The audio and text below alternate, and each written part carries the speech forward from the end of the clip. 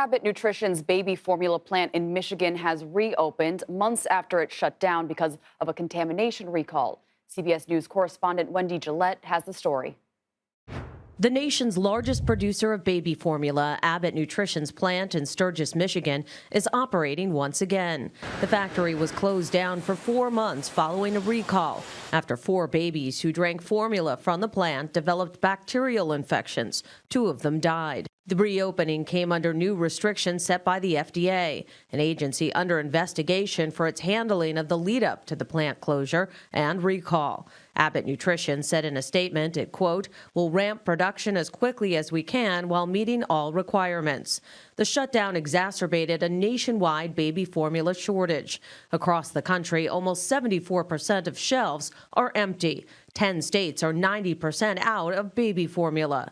Baby Chloe can't tolerate dairy and now can only drink one specific type of formula. Just terrifying to think, what if I couldn't find her specific formula, because it's not like Chloe can just eat whatever is available. On Friday, President Biden tweeted that the U.S. has secured another 33 million bottles of formula from Nestle, adding that means more than 127 million bottles are heading to stores soon. The administration flew formula from Europe, invoked the Wartime Defense Production Act, and eased import rules for foreign manufacturers. But the crisis still left desperate parents searching for formula in food banks and at doctors' offices, wherever there was any kind of supply.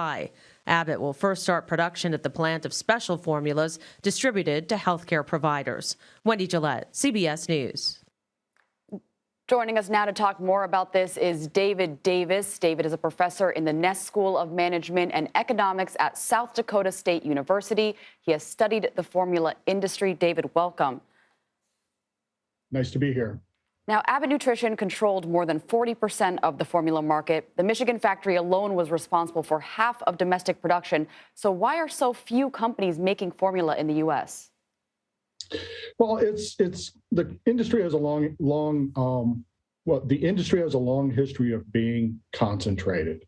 I've been paying attention since the early 1990s, and there have always been three major producers in the United States. Abbott, as we're talking about here, Mead Johnson is the other company. Nestle is a third, which you just noted, is importing some more formula. In the 1990s, there was a fourth company, Wyeth. Wyeth has now exited the U.S. market, but it has a long history of being concentrated. It's not unlike a lot of industries in the United States. I'm familiar with, meat packing, which is highly concentrated.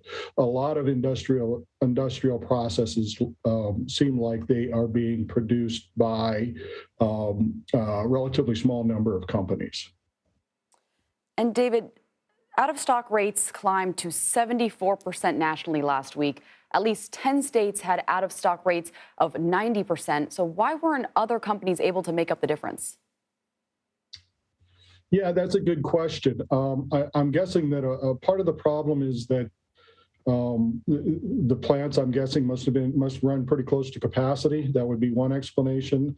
A second explanation is it's difficult to import internationally from international formula producers.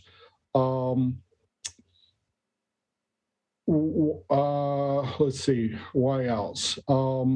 There's also been some evidence of over-purchasing. So, sort of like the situation we had with COVID when we had shortages of items, including toilet paper, that sort of thing.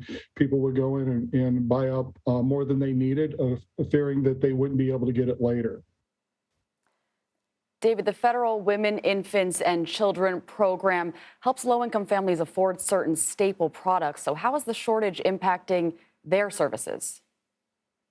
Pretty severely, just like everybody else. WIC mothers have been having trouble getting infant formula, just like mothers who are not part of the WIC program. It's affected everybody across the board. And David, what can be done to ensure that parents never experience this kind of problem again? Yeah, that's a tough one. That's a real tough one. I think one thing that COVID has taught us is that our supply chains work very well as long as they're working very well. But once there becomes a disruption, things reverberate all through the system. And what seemingly is a fairly small disruption can have big ramifications all over the country.